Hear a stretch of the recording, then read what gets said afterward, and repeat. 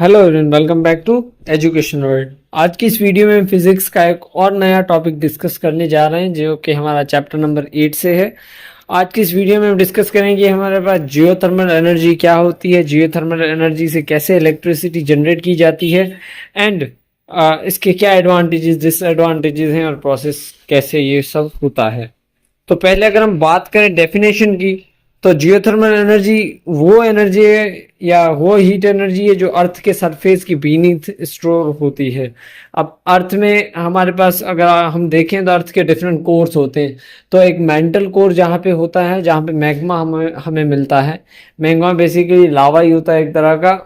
वो लावा जब उसकी एनर्जी ज़्यादा हो जाती है तो अर्थ के अपर सरफेस में आने की कोशिश करता है। तो आपने कई कहीं भी देखा होगा कि हमारे पास गर्म चश्मे होते हैं और ये चीज़ें होती हैं, ये सारी हमारे पास जियोथर्मल एनर्जी होती है।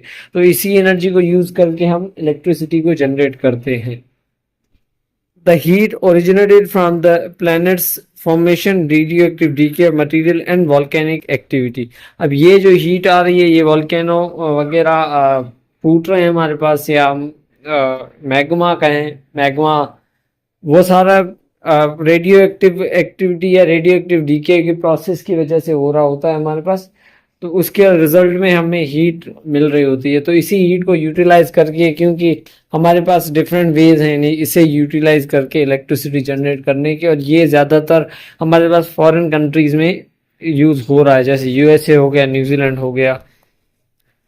अब सोर्सेज जहाँ से हमें जियोथर्मल एनर्जी मिलती है वो कौन कौन सी? एक तो हमारे पास है अर्थ की कोर। अर्थ का जो मेंटल कोर है, यानी ये जो आप कोर देख रहे हैं, ये हमारे पास यहीं से ये एनर्जी हमें मिल रही होती है। क्योंकि हमारे पास नीचे है लावा, फिर वो अपर सरफेस में आता है, पानी से मिलता है, तो पानी लावा पूरा भी पानी बन जाता है। उससे ऊपर आने की कोशिश करता है तो हमारे पास एनवायरमेंटल प्रेशर उसे नहीं आने देता, पर कभी कभार एनर्जी ज़्यादा होती है तो हमारे पास वो लावा की शक्ल में फूट जाता है, या कभी कभार वो गैसेस की फॉर्म में, या हम कहें गर्म चश्मे जो बह रहे होते हैं, वो भी जियोथर्मल एनर्जी है।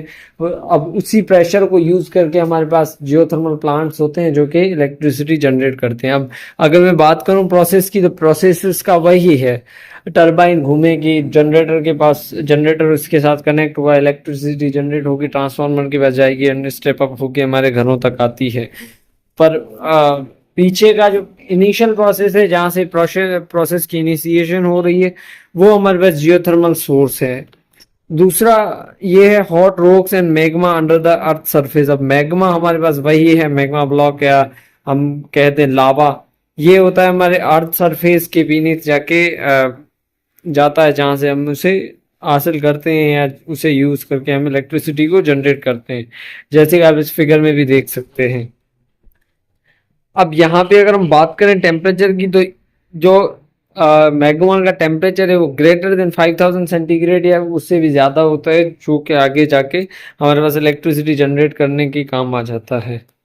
अब हम बात करते हैं इसके प्रोसेस को, कैसे जनरेट करते हैं इलेक्ट्रिसिटी। इस प्रोसेस को डिस्कस करने से पहले हम बात करते हैं कि इसके एडवांटेजेस क्या है हमारे पास, क्यों हमें ये सोर्स यूज़ करना चाहिए, क्यों नहीं। तो एडवांटेजेस में पहला एडवांटेज हमारे पास आता है कि ये रिन्यूएबल सोर्स ऑफ एनर्जी है। इसी में हमारे पास 3 टाइप्स होते हैं इसके, वो मैं आगे डिस्कस करूंगा। तो ये उसी तरह से रिन्यूएबल सोर्स ऑफ एनर्जी, यहाँ पे हमारे पास जो स्टीम यूज़ कर रहे हैं, कभी कभार वाटर यूज़ करेंगे और उसी को ही रिसाइकल कर रहे होते हैं, तो इसीलिए renewable source of energy which is the biggest advantage.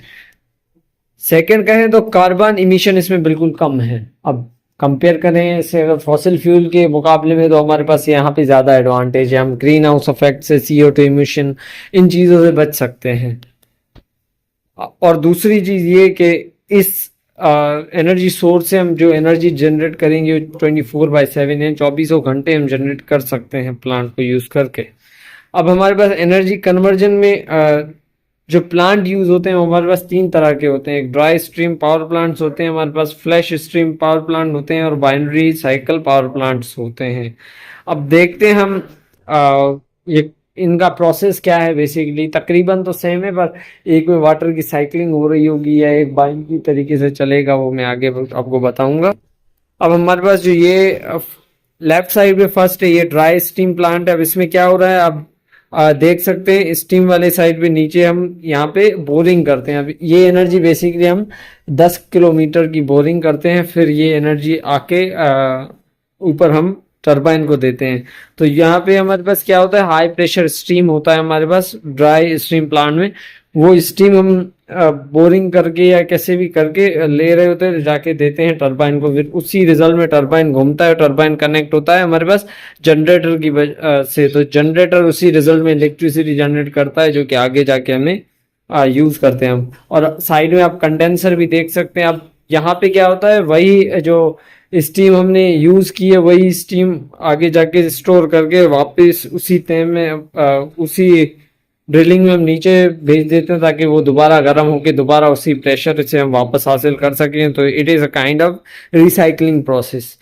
Second हम देखें फ्लैश स्टीम प्लांट को, तो इसमें भी कुछ ऐसा ही है, हमारे पास जियोथर्मल एनर्जी को यूज किया जा रहा है। अब यहाँ पे स्ट्रीम्स सेपरेटर, अब यहाँ से जो हम स्टीम दे रहे हैं उसमें पानी को भी हम ले लेते हैं, क्योंकि उसका टेम्परेचर बहुत बहुत हाई होता है। तो उस टेम्परेचर को, उस पानी को हम स्टीम से अलहदा करके स्टीम को ऊपर भेज देते हैं, पानी को रिसाइकल करके वापस नीचे भेज देते हैं, ताकि वो भी गर्म होके हमें दोबारा स्टीम मिले। तो ये एक तरह का रिसाइकलिंग प्रोसेस है। बाकी तो टरबाइन घूमेगी एंड जनरेटर से कनेक्ट होगी एंड देन इलेक्ट्रिसिटी जनरेट होगी। तो इस तरह से प्रोसेस चल रहे होते हैं।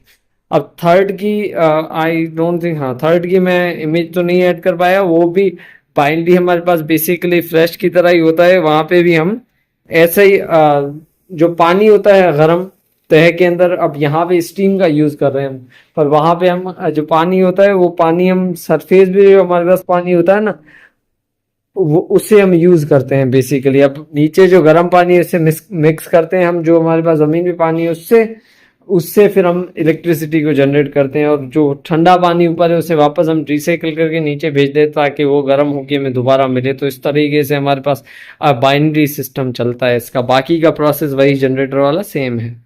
अब ये तो हमने डिस्कस कर लिए तीनों, और होप सो आपको समझ भी आएंगे। अब इसके डिसएडवांटेजेस भी देख लेते हैं कि हम अगर इसको यूज़ करें या ये तरीका यूज़ करें, ये पावर प्लांट्स यूज़ करें, तो हमें किन किन चीज़ों का सामना करना पड़ सकता है। तो हमारे पास डिसएडवांटेज में पहला है कि can not be install everywhere. अब जहाँ पे जियोथर्मल सोर्सेज होंगी वहीं वहीं पे ये प्लांट इंस्टॉल किए जा सकते हैं, बाकी कहीं पे नहीं किए जा सकते, हर जगह पे नहीं लगा सकते हैं।